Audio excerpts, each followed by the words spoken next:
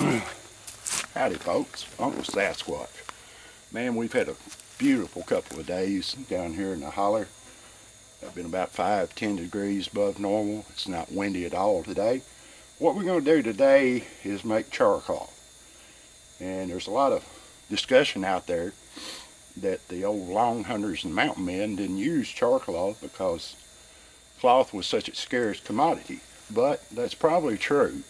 Probably what they would have used would have been tow or flax fibers, which was a multi-purpose item for them because they could not only start fires with it, they could as well clean their firearms, rinse it out, dry it, and reuse it. So what we're going to do here today, we've got an old Coleman liquid fuel camp stove set up here, and I purchased just a 30-cent leftover Christmas can from the local store, and what I did was I took a screw and just poked a tiny hole in the top. Smaller is better. So what I've done, I found an old t-shirt, and you want this to be as close to 100% cotton as possible. I think this particular shirt here is pretty worn out. On the label it said it was 99% cotton. What you want to do is cut that into about 2-inch, 3-inch square pieces of cloth and place it in that can. Now I'm going to show you right here that here's just a little bit of that t-shirt material and a pair of scissors, and I have cut just a small square out of that, and I'm going to place it inside that can. And I've got the fire on low right now. We're going to turn it up here in just a second once we get these pieces. If it's a little bit bigger than 2 inches, 3 inches square, it largely depends on what you're going to carry this stuff in. Maybe not the most modern way, or old-time way I should say, of doing something, but we're looking at a have-to situation here.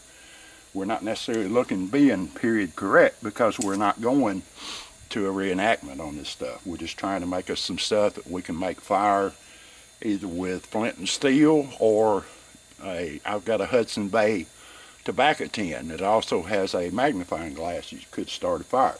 So what you're going to want to do is put your cotton material in the can. Make sure your lid's on it tightly.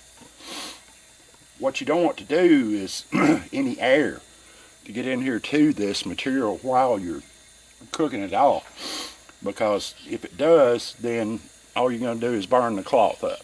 So you're going to place that on the fire.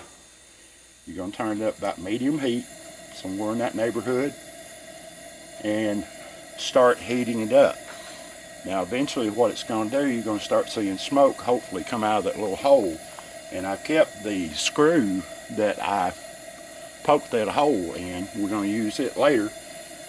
I hope you can see on the camera, there's a little bit of smoke starting to come out of the top of that hole right now.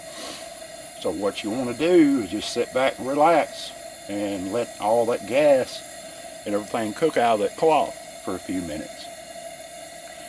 And then once that smoke stops coming out, you're going to take that off the heat and put your screw or whatever you got, your nail, a common nail would work fine. You put that back in that hole, set it off the fire, and let it completely cool. Because if you open that lid too soon, then what you're going to have is a fire, because that cloth is going to catch on fire. So hopefully, this is the first time I've done this in a number of years. We're going to let this sit here and cook, let that smoke come out the top. Cook our cloth down for a few minutes and stand by, and we'll be back shortly.